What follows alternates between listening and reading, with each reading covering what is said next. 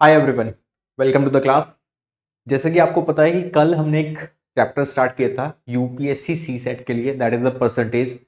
आज जो है मैंने सोचा कि पहले प्रीवियस ईयर डिस्कशन आपसे कर लिया जाए कि 2023 में कैसे क्वेश्चंस देखने को मिले यूपीएससी सी सेट के अंदर। अब वैराइटीज ऑफ क्वेश्चन थे, है ना। और उसका जो 2023 के आपने अगर एग्जाम दिया हो या आपने देखा हो क्वेश्चंस का लेवल, वो काफी फ्लक्चुएट रहा है। मतलब आपको देखने को लगेगा कि क्वेश्चंस काफी इजी हैं। सिर्फ 2 लाइन का क्वेश्चन है या 1.5 लाइन का क्वेश्चन है, लेकिन द अप्रोच मैटर्स, क्योंकि यहाँ पे जो सॉल्यूशन है वो बहुत ट्रिकी होगा। तो क्वेश्चन जो है वो सिंपल 1 लाइन का 2 लाइन का क्वेश्चन है, लेकिन बहुत घुमा के है ना। तो आज उसी चीजों पे चर्चा होगी और 2023 में कैसे क्वेश्चंस आपको देखने को मिले हैं वो डिस्कशन आज रहेगा। तो इसमें आप एक बार ये जान लोगे कि मेरे को 2024 में अगर अटेम्प्ट देना है तो इस तरह के क्वेश्चंस मेरे को प्रैक्टिस करके जाने पड़ेंगे, पहली बात मैथ्स में। और आप ये भी देखोगे कि 80 क्वेश्चंस में सबसे ज्यादा वेटेज जो है वो आपका मैथ्स के सेक्शन का ही है। दैट्स माई, यहाँ से अगर हम बात करें तो 40 क्वेश्चंस के आसपास आपको देखने को मिलेंगे। 40 क्वेश्चन, 36, 37, 36 इस तरीके से क्वेश्चन यहाँ पे पूछ रहे हैं। मतलब हाईएस्ट वेटेज है इंग्लिश और रीजनिंग के कंपैरिजन में। तो अब इसको इग्नोर तो किया नहीं जा सकता है। बट सबसे अच्छी बात बताता हूँ आपको यहाँ पे कि आपको 200 में से 67 नंबर चाहिए, 66.66%, मतलब 33% चाहिए। तो 66 नंबर लाने के लिए अगर आप सिर्फ मैथ्स को कवर करके चले जाओगे ना, तब भी आपका आराम से क्वालिफाई हो जाएगा। आपको एक्स्ट्रा एफर्ट करने की भी जरूरत नहीं होगी।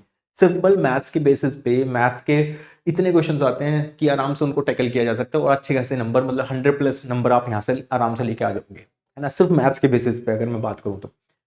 अब क्या ये पॉसिबल है? पहली बात आपके दिमाग में ये आ रहा होगा, हाँ ये पॉसिबल है बिल्कुल, है ना। हम आज जानेंगे और देखेंगे हम 2023 के जो क्वेश्चंस थे वो कैसे पूछे गए, एग्जामिनर की साइकी क्या है वो पकड़ने की कोशिश करेंगे। बिकॉज अगर आपने वो पकड़ लिया और वो देख लिया कि एग्जामिनर ऐसे क्वेश्चन पूछ रहा है, तो मैं इस तरह के क्वेश्चंस करके जाऊंगा, है ना। तो वही डिस्कशन करेंगे। लेट्स बिगिन, चलते हैं और डिस्कशन करते हैं कि कैसे क्वेश्चंस पूछे गए थे 2023 में, है ना। 2023 में कैसे क्वेश्चन पूछे गए थे यूपीएससी सी सेट के अंदर, क्योंकि हम 2024 को टारगेट कर रहे हैं। तो सबसे लेटेस्ट हमारे पास जो एनालिसिस रहेगा पेपर का वो 2023 का ही है। ठीक है, चलो। पहला जो क्वेश्चन है उसके मतलब स्टार्ट करने से पहले पहले मैं आपको दिखा देता हूँ एक बार ट्रेंड्स क्या रहा है ना। किस तरीके से क्वेश्चंस का लेवल बढ़ता गया है, क्या लेवल रहा है। तो आप यहाँ पे एक चार्ट मैंने फॉर्म कर दिया आपके लिए कि number of questions asked in the quant section में, यानी कि मैथ सेक्शन में लास्ट 5 ईयर्स के अगर आप देख रहे हो तो वो देख सकते हो। 2023 से 40 क्वेश्चंस पूछे गए हैं, 40 क्वेश्चन, हाईएस्ट वेटेज। मतलब अगर आप देख रहे हो 80 क्वेश्चन आते हैं, 80 में से 50% वेटेज सिर्फ मैथ्स का है ना। तो अगर आप मैथ्स को इग्नोर करके जा रहे हो तो वहां बात नहीं बनेगी, आपको अच्छा करना पड़ेगा। बट हाँ, ये भी एक एडवांटेज है आपके लिए कि अगर आप मैथ्स के सेक्शन पे ही फोकस करके चले जाओगे तब भी आपका आराम से क्वालिफाई हो जाएगा। एक्स्ट्रा एफर्ट की जरूरत नहीं होगी। अगर आप रीजनिंग और इंग्लिश को छोड़ना चाहते हो तो वो भी हो जाएगा। देखो यहाँ भी 36 क्वेश्चंस पूछे गए, लगभग 37, 32, 34, है ना, इस तरीके से क्वेश्चंस पूछे गए। 2020 का डेटा नहीं है बिकॉज वहां पे कोविड हो गया था, तो उस टाइम एग्जाम कंडक्ट नहीं हुआ था, तो सी सेट का भी नहीं हुआ था। तो लास्ट 5 ईयर्स का मैंने आपको दिखा दिया किस तरह का वेटेज रहा है यहाँ पे। ठीक है, चलो आगे बढ़ते हैं और फोकस करते हैं क्वेश्चंस पे। अब देखो, जब भी क्वेश्चन स्टार्ट होगा, पहला क्वेश्चन आपके स्क्रीन पे आ भी गया है ना। अब जब जैसे क्वेश्चंस होंगे तो आप देखोगे सिंपल एक एक लाइन के क्वेश्चन होंगे, है ना। लेकिन जो लेवल है, रीड बिटवीन द लाइंस, वो आपको कवर करनी होगी, क्योंकि यहाँ पे लाइंस के अंदर ही काफी इंफॉर्मेशन है ना। आप डायरेक्ट नहीं देख सकते। अगर कोई छोटे एग्जाम का क्वेश्चन है, मान लो एसएससी की बात कर रहे हैं, तो एसएससी में डायरेक्ट क्वेश्चन आएगा, है ना। और अगर लेंथी क्वेश्चन है भी तो वो ईजी होगा। बट यहाँ पे क्या है, यहाँ पे जो एग्जामिनर का पूछने का तरीका है वो काफी चेंज हो गया है। यही क्वेश्चन अगर एसएससी में आता है तो काफी अलग तरीके से पूछा जाता। बट यहाँ पे यूपीएससी इसको कंडक्ट करा रही है पेपर को, तो दैट्स वाई उसका लेवल बनेगा क्वेश्चन का। ऐसा नहीं है बहुत इजी होगा, है ना, बहुत ट्रिकी होगा लेकिन, है ना। तो वही यहाँ पे क्वेश्चन पूछा गया है, अगर आप ध्यान से देख रहे होंगे। तो यहाँ पे लिखा गया है, पहले वो पढ़ लेते हैं और उसके बेसिस पे आपको यहाँ पे क्वेश्चन को अटेम्प्ट करना होगा। देखो क्या है, लेट एक्स बी ए पॉजिटिव इंटीजर। ठीक है, पॉजिटिव इंटीजर होते हैं जो प्लस में, जैसे 1 2 3 4, माइनस में नहीं चलना, मतलब नंबर सीरीज नंबर लाइन की अगर हम बात कर रहे हैं। Such that 7x plus 96 is divisible by x। ठीक है, 7x प्लस 96 जो है वो एक्स से डिविजिबल है, यानी कि कंप्लीटली डिविजिबल होगा तो रिमाइंडर नहीं बचेगा उसमें। तो how many value of X are possible. अगर पहले आप बात करो तो ये क्वेश्चन किस टॉपिक से है, this is the topic is number system, और सबसे ज्यादा क्वेश्चंस जो हैं आपके नंबर सिस्टम से ही पूछे जाते हैं।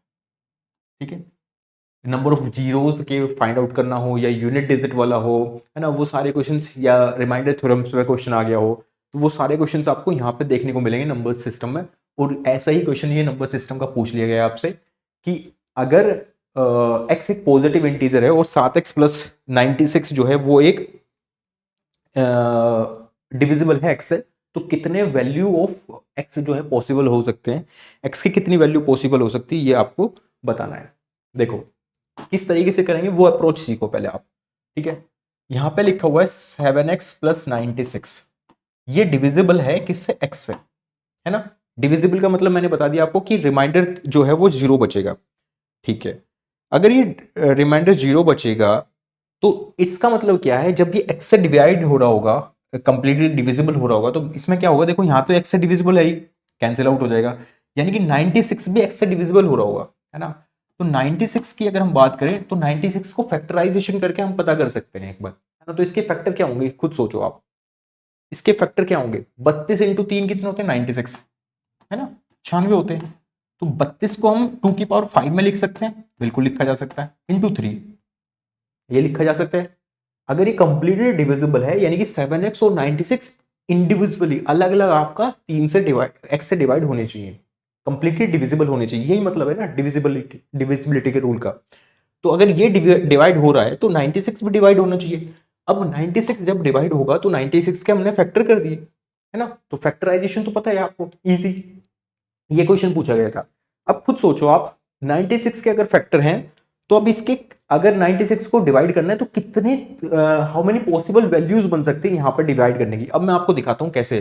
एक तो 1 से डिवाइड हो सकता है ये पूरा नंबर, ठीक है, 1 से हो सकता है, क्या 2 से हो सकता है, बिल्कुल, क्योंकि 32 आया है ना, डिविजिबिलिटी रूल लग रहा है यहाँ पे, 2 से भी डिवाइड होगा।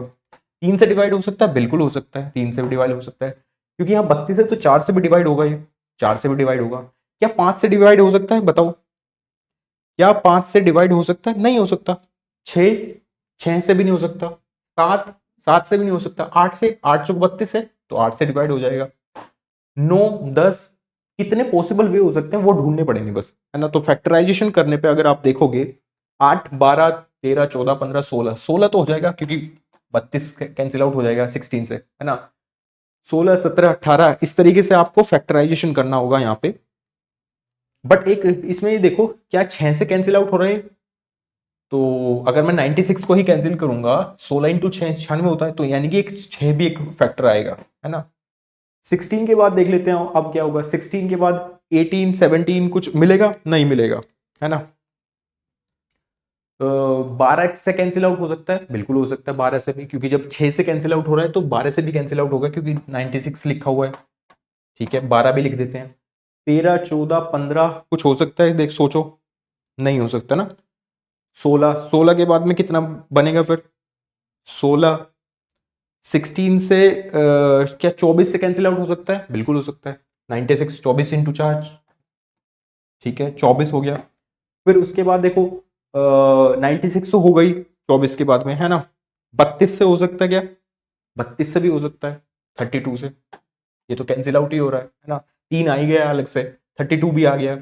अब 32 के बाद में सोचो क्या होगा, 32 के बाद में सोचो आप क्या होगा, 32 के बाद में आपका क्या हो सकता है, 48 हो सकता है, बिल्कुल हो सकता है, 48 इंटू 2, और फिर 96 तो हो ही जाएगा, है ना। तो टोटल ये फैक्टर्स बनेंगे जो 96 से डिवाइड, जो 96 को डिवाइड करेंगे। तो ये काउंट कर लो कितने होंगे, सो दैट वो टोटल पता चल जाएगा, 1 2 3 4 5 6 7 8 9 10 11 12। तो 12 फैक्टर्स ऐसे बने, 12 ऐसे डिजिट्स या नंबर्स आ गए जो 96 को डिवाइड करेंगे कंप्लीटली। अगर 96 डिवाइड हो रहा है कंप्लीटली, सो दैट ये पूरा नंबर डिवाइड हो जाएगा कंप्लीटली। तो नंबर ऑफ वेज कितने हो गए, या फिर नंबर ऑफ वैल्यूज कितनी पॉसिबल है एक्स की, दैट्स वाई 12। अब आई होप आपको समझ में आया होगा किस तरीके से क्वेश्चन फ्रेम हुआ है और किस तरीके से सोल्व किया गया है। तो इस तरीके से क्वेश्चंस आएंगे आपके सामने जो आपको सोल्व करने होंगे। आई होप ये क्लियर है।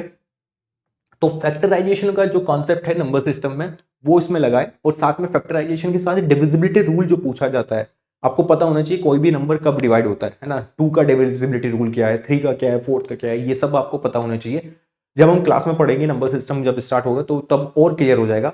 ये तो आज आपको एक ओवरव्यू देने के लिए कि 2023 में किस किस तरह के क्वेश्चन आए थे, एटलीस्ट आपको कोर्स स्टार्ट होने से पहले पता हो कि हाँ इस तरह के इसके क्वेश्चन पूछे गए हैं, और अगर इस तरीके से आ रहे हैं तो मेरे को कहां तक जाना है।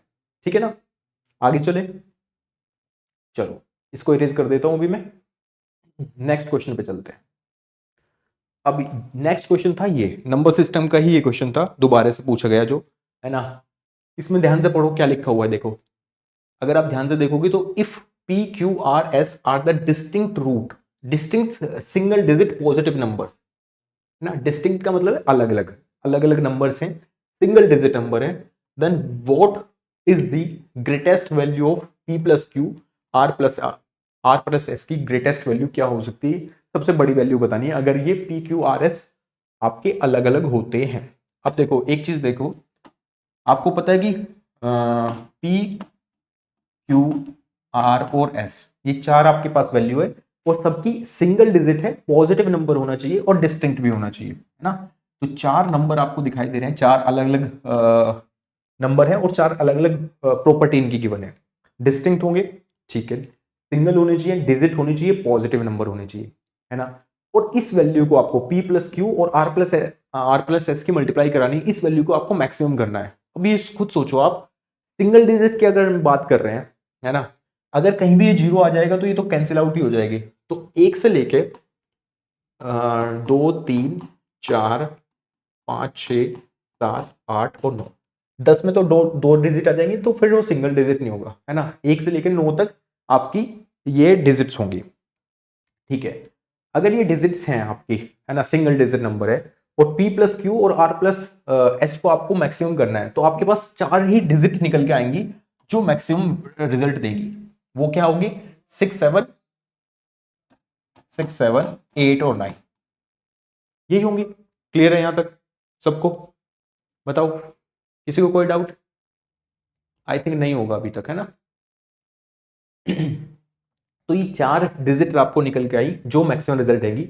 अब आपको बताना है P प्लस क्यू और R प्लस एस को मल्टीप्लाई कराना है जिससे कि हम मैक्सिमम रिजल्ट निकल के आए, है ना, ग्रेटेस्ट वैल्यू जिससे निकल के आए।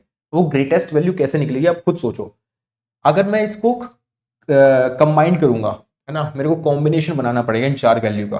तो अगर मैं 9 के साथ 6 ले रहा हूं और 7 के साथ 8 ले रहा हूं, है ना, अगर मैं 9 प्लस 6 या 6 प्लस 9 लिख लो, 7 प्लस 8 यानी कि यहाँ कितना हो जाएगा 15, और यहाँ 15 यानी कि 15 का स्क्वायर हो गया 225, 225, है ना। तो ये मैक्सिमम रिजल्ट आ सकता है। आप बाकी कॉम्बिनेशन भी आप बना के देख सकते हो, जैसे कि यहाँ पे अगर इन दोनों का कॉम्बिनेशन करोगे तो 7 और 6 13 और 9 और 8 17, है ना। एक जो कॉम्बिनेशन बना वो ये बन गया 17 या 21, 2 17, एकम 17 और 2 19, है ना, 191। वैल्यू तो कम ही आई ना, समझ रहे हो। तो ग्रेटेस्ट किससे मिल सकता है, सबसे बड़ा नंबर किससे मिल सकता है, जब दोनों वैल्यूज क्या होंगी, बड़ी होंगी, दोनों वैल्यू ग्रेटर होंगी। जब दोनों वैल्यू ग्रेटेस्ट होंगी तभी मल्टीप्लाई करने पे ज्यादा बड़ा नंबर मिल सकता है, सबसे ग्रेटेस्ट नंबर मिल सकता है, और वही क्वेश्चन में पूछा गया था। समझ में आ रही है बात। तो इस तरह के क्वेश्चन फ्रेम होते हैं यूपीएससी के द्वारा। I hope it is clear now. किसी को कोई डाउट है वो तो पूछ सकते हो आप, ठीक है। क्लियर है गाइज?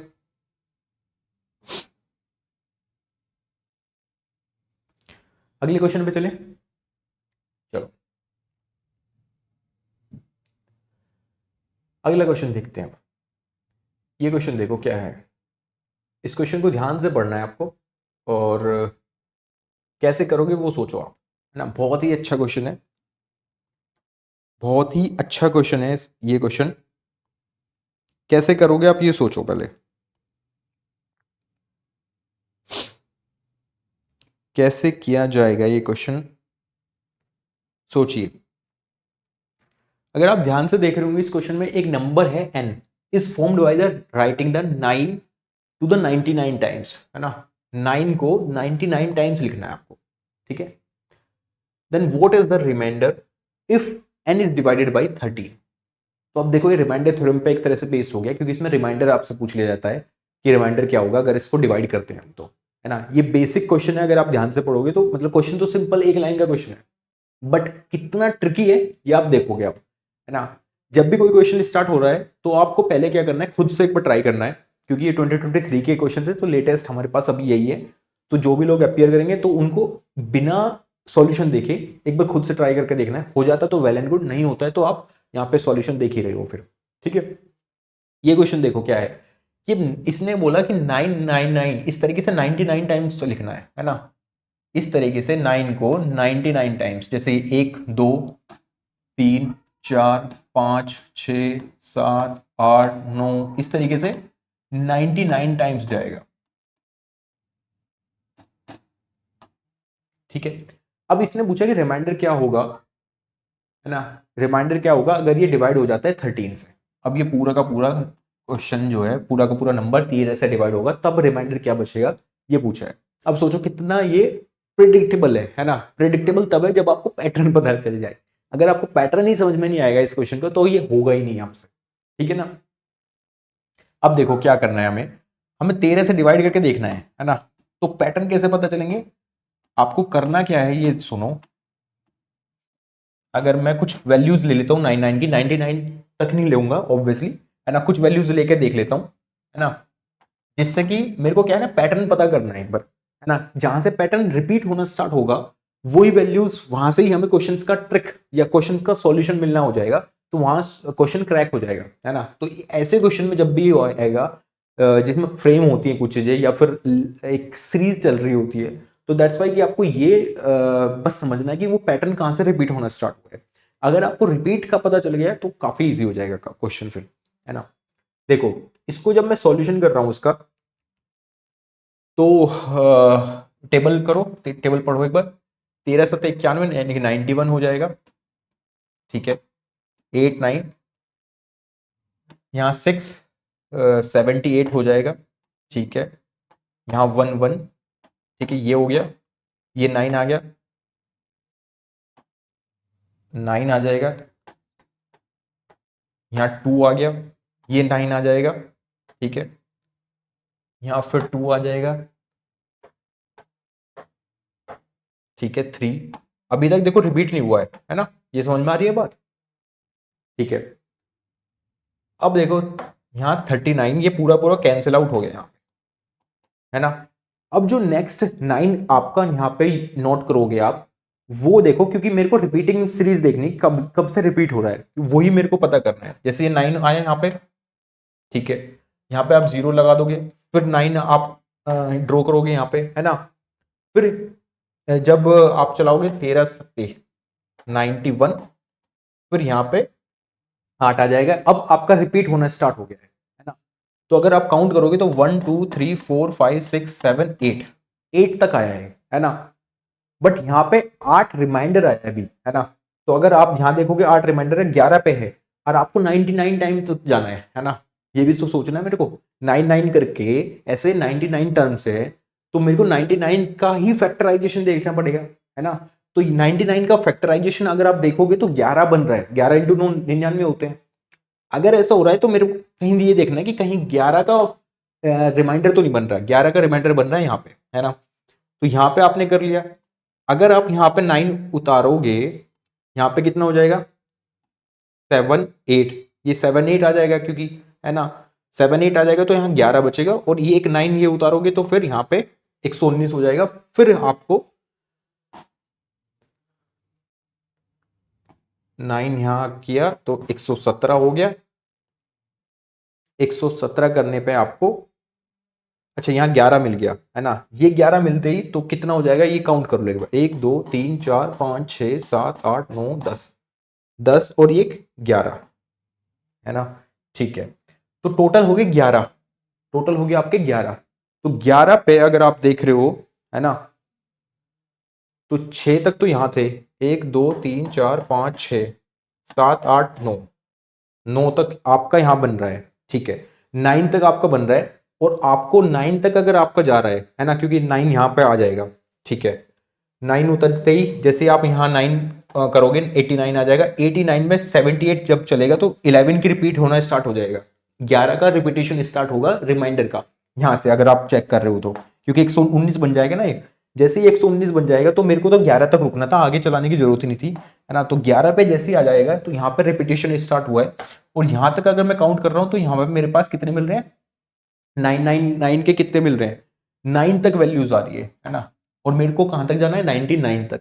तो यानी कि दैट्स वाई जब आप 11 की मल्टीप्लाई कर रहे हो तब जाके आपको 99 तक वो पूरा कर पाएगा। तो रिमाइंडर जो बचेगा वो कितना बचना चाहिए, अगर हम डिवाइड करते हैं इनको 13 से तो 11 रिमाइंडर आपका आना चाहिए, ठीक है। अब बताओ कैसा लगा ये क्वेश्चन, है ना। थोड़ा सा तो माइंड खुला होगा ऑब्वियस है ना, क्योंकि यहाँ भी आपको पैटर्न ही पकड़ना है, पैटर्न ही पहचानना पड़ रहा है, क्योंकि यहाँ पर रिपीटेशन कब स्टार्ट हुआ है, 9 के बाद, है ना, जब 9 को 9 बार लिखा जा रहा है तब जाके वो 11 रिमाइंडर आया, जो यहाँ पे 11 रिमाइंडर आप पकड़ पा रहे थे। और 11 ही क्यों पकड़ पा रहा हूं मैं, ये भी तो सोचना है ना, क्योंकि 11 को हम 99 की टर्म्स में लिख सकते हैं, है ना। इससे ऊपर अगर आप देख रहे हो तो 8 रिमाइंडर था, 8 को मैं 99 की टर्म्स में नहीं लिख पाऊंगा, है ना, 11 को लिख पाऊंगा ना, तो वही हमें ढूंढना था बस, ठीक है। आई होप ये अच्छा लगा होगा क्वेश्चन आपको, है ना। बहुत ही मतलब थोड़ा सा पैटर्न पकड़ने वाला था, जो आपको करना था कवर, ठीक है। क्लियर सबको, होपफुली क्लियर होगा ये, है ना। जो अगर समझ में ना आए तो एक बार दोबारा से वीडियो आप देख लेना, क्योंकि वीडियो नहीं देखोगे तो कुछ समझ में भी नहीं आएगा कि क्या हो रहा है, ठीक है। तभी आपका थोड़ा सा क्लियर हो पाएगा कि कैसे कैसे कवर करना है हमें, क्योंकि इस तरह का पैटर्न जब आता है एग्जामिनेशन में तो आपको यही पकड़ना पड़ता है कि कहाँ से स्टार्ट हुआ है या कहाँ से रिपीटेशन स्टार्ट हुआ है ना। इस तरह के क्वेश्चन काफी सारे क्वेश्चन फ्रेम होते हैं नंबर सिस्टम में स्पेशली, है ना। ये इस तरह के क्वेश्चन मैं कराऊंगा भी आपको जब हमारा नंबर सिस्टम का वाला चैप्टर स्टार्ट होगा तो, ठीक है। चलो अगले क्वेश्चन पे चलते हैं। इसको देखो, ये कैसे करोगे सोचो, है ना। ये सब 2023 के क्वेश्चंस हैं, आप इसको इंटरनेट पे भी देख सकते हो, है ना, प्रीवियस ईयर आपको मिल ही जाएंगे इंटरनेट पे, ठीक है। अब ये क्वेश्चन भी वैसा ही है, नंबर सिस्टम का ही, आपको पता ही है नंबर सिस्टम के मतलब मैक्सिमम अगर हम बात करें तो 40 क्वेश्चंस आ रहे हैं, जैसे 2023 में देखने को मिला। तो 2023 में 40 क्वेश्चंस में से लगभग 10-11 के आसपास या उससे ज्यादा भी वेटेज नंबर सिस्टम का था, क्योंकि नंबर सिस्टम से जो वेटेज है वो तो ज्यादा ही है, लेकिन जो क्वेश्चंस की फ्रेमिंग है जैसा आप यहाँ पे देख पा रहे हो, है ना, वो बहुत अच्छी पूछी गई है। इस क्वेश्चन को देखो ध्यान से, each digits of 9 digit number is 1, है ना। Each digit of 9 digit number, एक 9 डिजिट का नंबर है, उसकी हर एक डिजिट कितनी है, 1 है। It is multiplied by itself, ये दोबारा से मल्टीप्लाई किया जाता है, खुद को ही मल्टीप्लाई कर देते हैं। तो what is the sum of the digits of the resulting number, है ना। कितना अच्छा क्वेश्चन, कितना प्यारा सा सुंदर सा क्वेश्चन है ना। बहुत ही मतलब कम लाइन का, सिर्फ 1.5 लाइन का क्वेश्चन, और बहुत ही ज्यादा ट्रिकी, क्योंकि आपको इसको पकड़ना पड़ेगा, कैसे करेंगे वो सोचो आप। इस क्वेश्चन को कैसे किया जाएगा देखो, आप थोड़ा सा तो फ्रेम कर सकते हो कि each digit is 9 digit number is 1, है ना। तो इस तरीके से 1 2 3 4 5 6 7 8 9, ये 9 डिजिट का नंबर होगा जिसकी हर एक डिजिट कितनी है, 1 है ना। 3 और 3 6 और 3 9, ठीक है। It is multiply by itself, इसी को खुद मल्टीप्लाई कर देते हैं इसी से ही, 1 2 3 4 5 6 7 8 9, ठीक है। अब इसने पूछा कि what is the sum of the digit of the resultant, जब इसकी इसमें मल्टीप्लाई की जाएगी और रिजल्ट कुछ आएगा तो उसके सम ऑफ द डिजिट्स कितनी होंगी, वो आपसे पूछा है क्वेश्चन। अब सोचो, अगर आपको इसका पैटर्न पकड़ में नहीं आया या इसका आपको तरीका नहीं पता है ना, मेथड नहीं पता है, तब बहुत प्रॉब्लम होगी, क्योंकि ये बनेगा ही नहीं आपसे, है ना। किसी किसी क्वेश्चन में तो आप एटलीस्ट स्टार्ट तो कर पाओगे, जैसे अर्थमेटिक के क्वेश्चन से, है ना, प्रॉफिट लॉस का क्वेश्चन आया, CISI का क्वेश्चन आया, आप थोड़ा दिमाग मार के देख तो पाओगे किधर किधर कैलकुलेशन करके, है ना। लेकिन अगर आपको इसका तरीका नहीं पता, इसका मेथड नहीं पता है, तो ये स्टार्ट भी नहीं होगा आगे क्वेश्चन, ये कहना चाह रहा हूं मैं, ठीक है। कैसे करेंगे सोचो,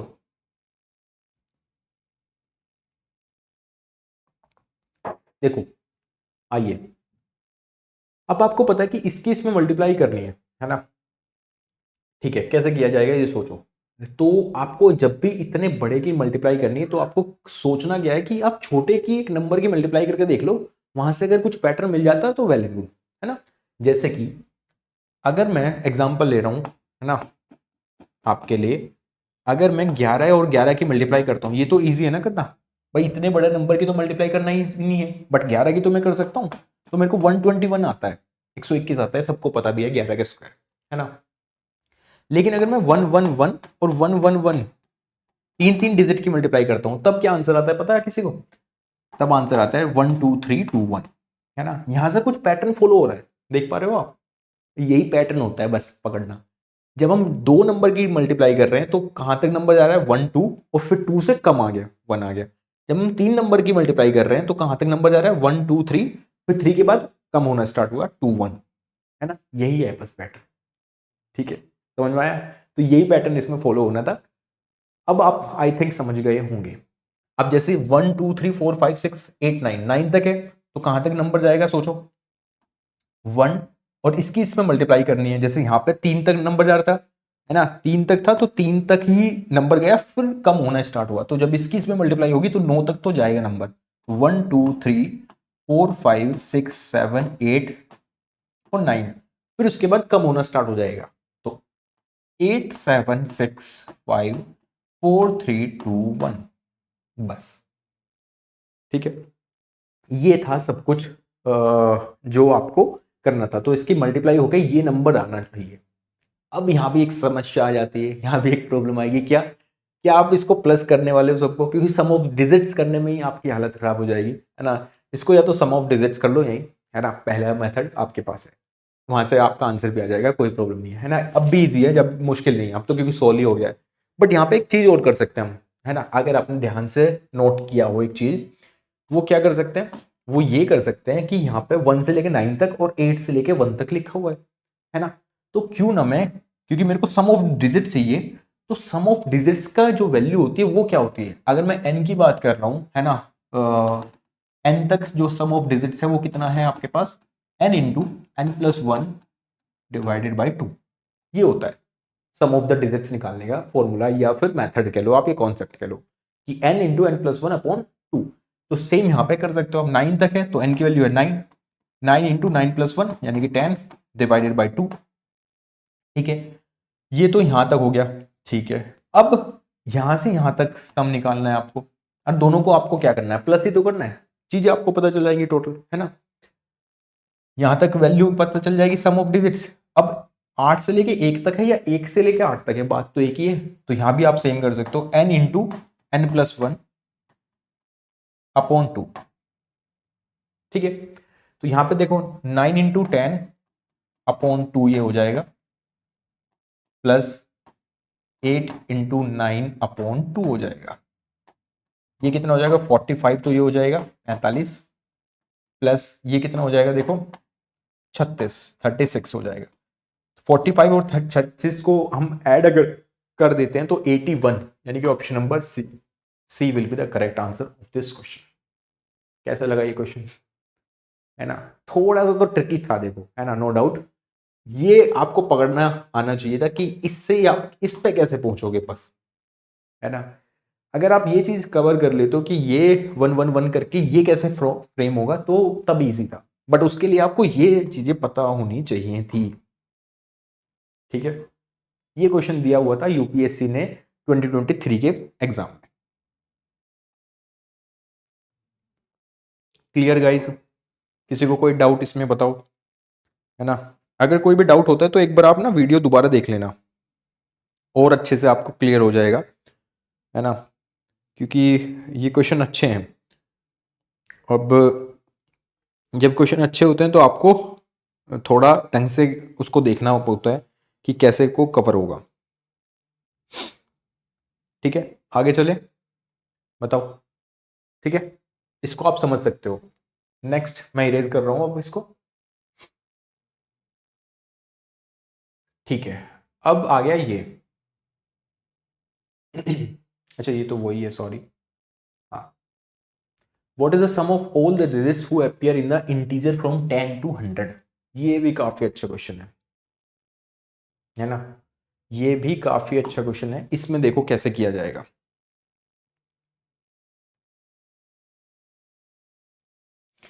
कैसे करेंगे सोचो इसको।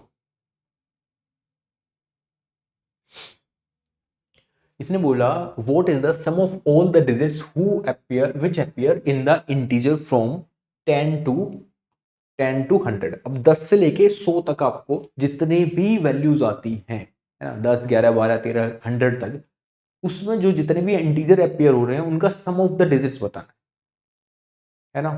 कैसे पता चलेगा सोचो। अब इसमें ना पैटर्न ही आप पहचानने की कोशिश करो, है ना, पैटर्न आप पहचानने की कोशिश करो।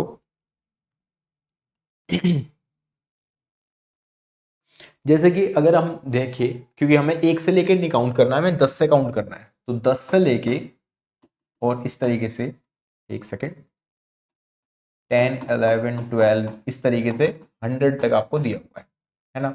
बट आप एक चीज सोच सकते हो इसमें, क्या इसमें पैटर्न क्या फॉलो हो सकता है, ये सोच सकते हैं, है ना, क्योंकि कुछ वैल्यूज होंगी 10 20 30 40, ये वाली वैल्यूज होंगी, कुछ होंगी 11 12 11, फिर 22 33 इस तरीके से वैल्यूज होंगी, है ना, 100 तक अगर हम कैलकुलेट कर रहे हैं तो, है ना। तो अगर मैं ध्यान से देखूं इसमें, तो कुछ वैल्यूज जो होंगी वो आप कैलकुलेट कर सकते हो।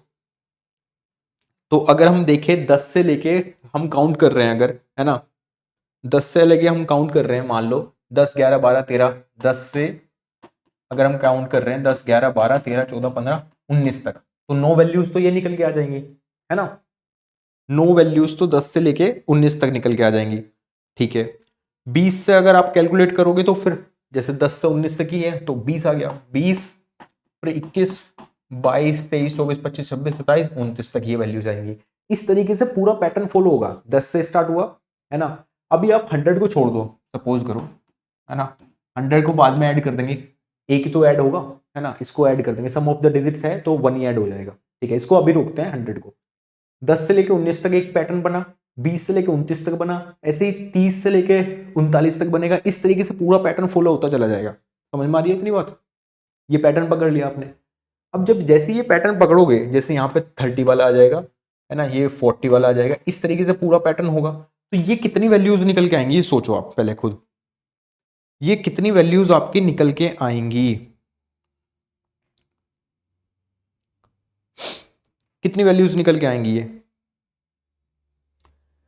अगर आप देखोगे 9 तक आप देखो तो ये 9 वैल्यूज निकल के आ जाएंगी और 10 इसमें टोटल है ना, एक तरह से, क्योंकि 40 50 60 70 80 90 90 तक ये आ जाएंगे, है ना।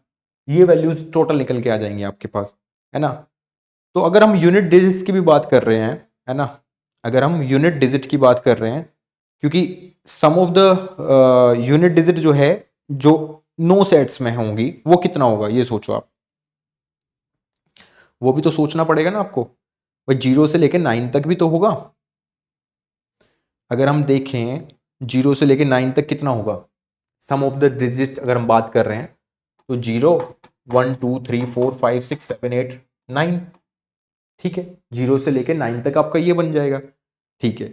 तो अगर ये 9 तक बन जाएगा तो ये होगा कितना, ये सोचना पड़ेगा ना आपको। तो अगर हम देखें तो 9 इंटू 10 डिवाइडेड बाई 2, ठीक है, ये कितना हो जाएगा 5, यानी कि 45, ठीक है। 45 आपका यहाँ पे आ गया, है ना, जो यूनिट डिजिट्स हैं आपकी, ठीक है। क्योंकि एन नेचुरल नंबर की बात कर रहे हैं ना, या तो आप वैसे कर लो, जैसे मैंने अभी बताया था, n into n plus one divided by 2, है ना, वैसे काउंट कर लो। तो n into n plus one upon 2, तो 9 प्लस 1 2 मतलब 10 हो गया, 9 प्लस 1 10 अपॉन 2 कर दिया, 5 आ गया, 5 45 हो गया, है ना। ये यूनिट डिजिट का आ गई एक तरह से, हम ये बोल सकते हैं, ठीक है। ये यूनिट डिजिट्स की आ गई और ये आपकी होगी 9 वैल्यूज एक तरह से, 10 से लेके 19 तक, फिर 20 से ये पैटर्न फॉलो हो रहा है, ठीक है। तो अगर हम ध्यान से देख रहे हैं तो 9 तक अगर वैल्यूज हैं, है ना, अगर हम हर एक यूनिट्स की बात कर रहे हैं, तो 45 इंटू 9 कितना हो जाएगा, वो काउंट यहाँ पे हो जाएगा। तो 9 पंजे 45 4 और 9 चौक 36 और 4 हो जाएंगे 40, यानी कि 405 तो यहाँ पे आ जाएंगी ये, ठीक है। 405 आपकी यहाँ पे टोटल होगी। इसको अभी इरेज कर देते हैं, ठीक है। 405 आपकी यहाँ पे आई, जो 45 इंटू 9 को मल्टीप्लाई करके आ गई, ठीक है। ये तो आपकी single digit I, unit digit जिसको हम बोल रहे हैं। ठीक है, ये यूनिट डिजिट्स आपके निकल के आ गई। अगर हम बात करें टेंस डिजिट्स पे, है ना, 10 20 30 ये भी तो काउंट होंगी ना, जैसे 10 20 30 वाली होगी, फिर 21 11 21 31 41 41 51 ये वाली होगी, तो टेंस डिजिट वाली जो डिजिट होंगी वो भी काउंट करनी पड़ेंगी हमें, है ना। तो क्योंकि अगर आप ध्यान से देखोगे तो 100 से लेकर 99 तक हम काउंट कर रहे हैं, है ना, एक तरह से, सॉरी 10 से लेकर हम 99 तक 99 तक काउंट कर रहे हैं। 100 की एक ही डिजिट हमारे पास है जो कि 3 डिजिट में, उसका सम जो है 1 ही आ रहा है ना, उसमें तो कुछ फर्क होगा नहीं, तो उसमें हम लास्ट में ऐड कर देंगे 100 वाली एक। ठीक है, तो हम 99 तक सोच रहे हैं निकालना पहले, तो काउंट करना पड़ेगा आपको 99 तक। तो 10 से लेके अगर मैं 99 तक काउंट कर रहा हूं तो वो कैसे निकलेगा, आप ये सोच लो, है ना। 10 से लेके 10 20 30 31 इस तरीके से, अगर 90 तक अगर मैं काउंट कर रहा हूं तो कितना होगा 10 20 30 वाला, है ना, वो भी तो काउंट करना पड़ेगा ना आपको। तो कुछ नहीं करना, सम ऑफ द डिजिट्स है, तो n इंटू n प्लस 1 यानी कि 100 डिवाइडेड बाई 2, यानी कि ये कितना हो जाएगा, सॉरी ये 9 आएगा। एक सेकेंड।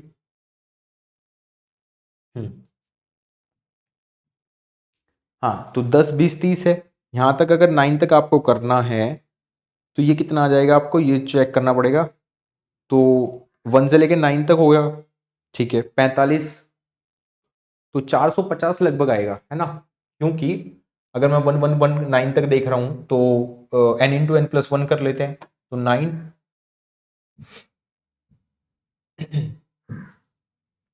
9 इंटू 9 प्लस 1 यानी कि 10 डिवाइडेड बाई 2 ये हो जाएगा, तो ये कितना हो जाएगा 5 45 ये हो जाएगा, और इंटू 10 पे भी चल रहा था तो 10 और ऐड कर दिया आपने, 10 से मल्टीप्लाई होगी, ठीक है। 45 इंटू 10 ये 450 ही आ जाएगा, तो 450 तो 10 से डिजिट वाली आ गई आपकी। यूनिट डिजिट वाली हमारे पास कितनी निकल के आई थी, 405, ठीक है। तो दोनों को ऐड कर दिया आपने, तो ऐड करके जो वैल्यू जो आई है 855 आई है ना। लेकिन आंसर 855 नहीं है ना, आंसर आपका 855 नहीं है गाइस। क्यों, क्योंकि हमने 100 वाली स्टार्टिंग में छोड़ दी थी, याद है आपको, जब मैंने बोला था कि 100 वाली हम कैलकुलेट नहीं कर रहे क्योंकि इसको लास्ट में ऐड कर देंगे। तो 855 तो ये है, और प्लस सम ऑफ डिजिट अगर आप कर रहे हो 100 का तो उसकी वैल्यूज निकल के आएंगी 1, दैट्स वाई 856 856 आंसर आएगा, है ना। इसी वजह से ऑप्शन नंबर सी जो है, बी जो है वो करेक्ट होगा। और ये काफी ट्रिकी था क्वेश्चन, क्योंकि बहुत सारे स्टूडेंट 855 में टिक करेंगे और आगे बढ़ जाएंगे और वहीं क्वेश्चन गलत हो जाए, ठीक है, समझ में आया। काफी अच्छा क्वेश्चन था ये, मतलब बहुत घुमाने वाला था, तो इसको दोबारा से एक बार चेक कर लेना, है ना, दोबारा से देख लेना इसको। काफी अच्छा क्वेश्चन है, मतलब 2023 की अगर मैं बात करूं 2023 में काफी अच्छे अच्छे क्वेश्चन पूछे गए हैं, है ना। जिसको अगर मतलब जिसका बेसिक्स भी क्लियर नहीं है ना, वो अटेम्प्ट ही नहीं कर पाएगा, आपको थोड़ा आउट ऑफ द बॉक्स सोचना पड़ेगा यूपीएससी सी सेट के लिए। क्लियर, चलो इसको इरेज कर देते हैं, आगे बढ़ते हैं, इसको देखते हैं अब ये क्वेश्चन क्या है, इसको बताने की कोशिश करो एक बार कैसे होगा ये, कैसे किया जाएगा ये क्वेश्चन, आप ये सोचो अब। ये थोड़ा सा आप बोल सकते हो ज्योमेट्री का थोड़ा सा यूज हो गया यहाँ पे, है ना। अब यूज हो तो गया, अब सॉल्व कैसे करोगे वो भी सोचना है आपको, है ना। A B C D is a square, ठीक है, A B C D is a square, one point on each of A B and C D जो है, एक एक पॉइंट है दोनों पे, and the two distinct point on the side of the B C and D are chosen, ठीक है, 2 point उन पे है।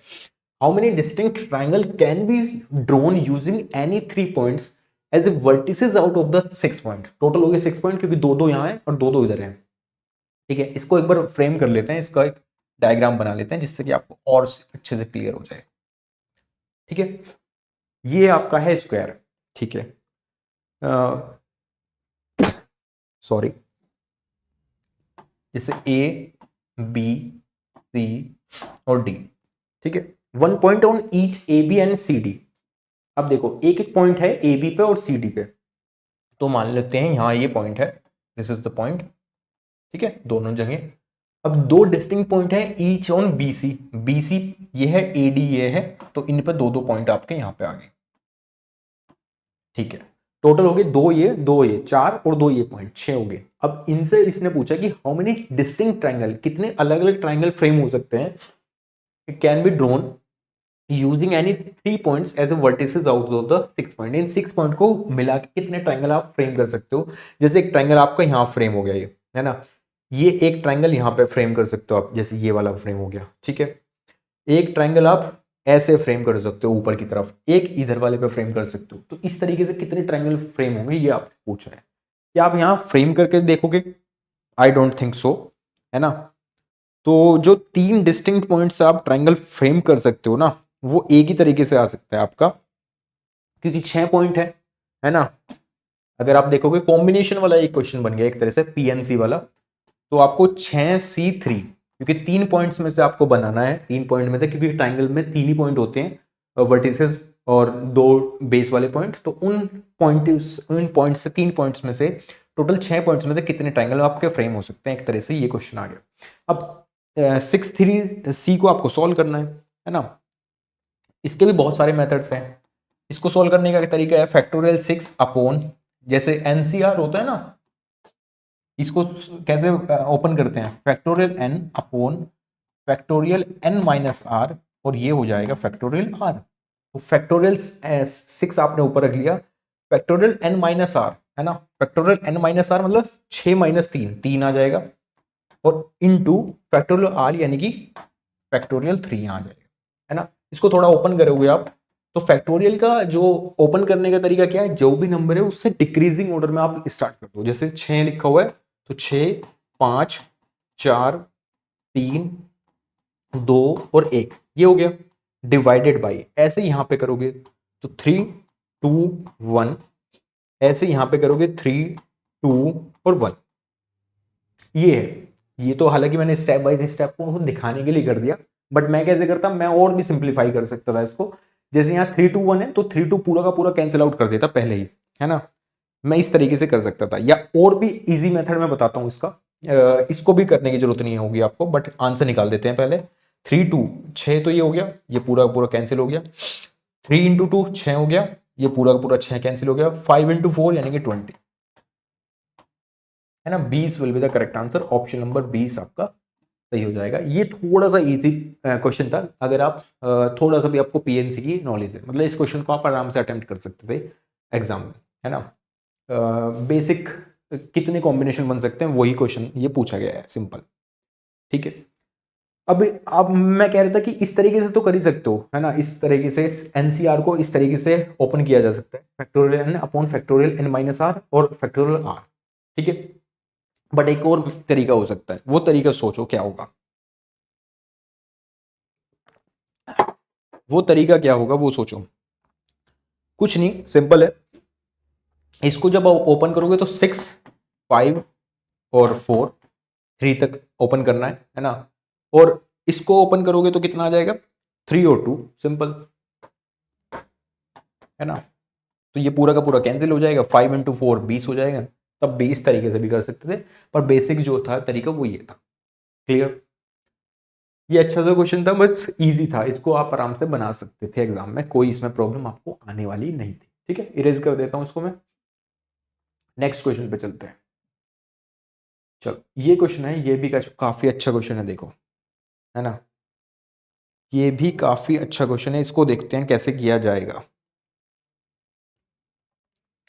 ठीक है।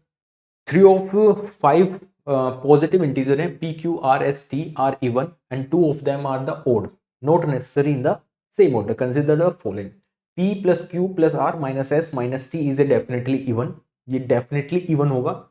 2p plus q plus 2r minus 2s plus t is a definitely odd, कौन सा स्टेटमेंट सही है ये आपको बताना है, ठीक है।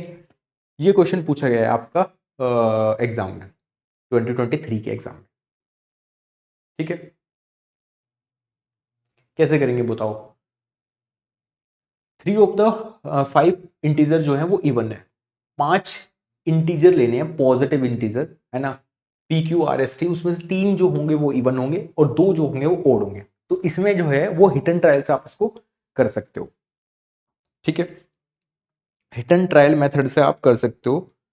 तो जब आप लोगे तो मैं थोड़ा सा इसमें वो दे देता हूँ आपको हिंट, है ना। क्योंकि 5 आपको लेने हैं ना, तो P इसको आप खुद करना घर पे, PQRST, ठीक है, PQRST ये 5 है, इसमें से 3 इवन है और 2 जो है ओड है, ठीक है। यहां से क्या है 3 इवन और 2 जो है ओड नंबर्स होंगे, है ना। एग्जांपल लेते हैं, मान लेते हैं जैसे 2 3 जो है एक इवन होगा एक ओड हो गया, है ना।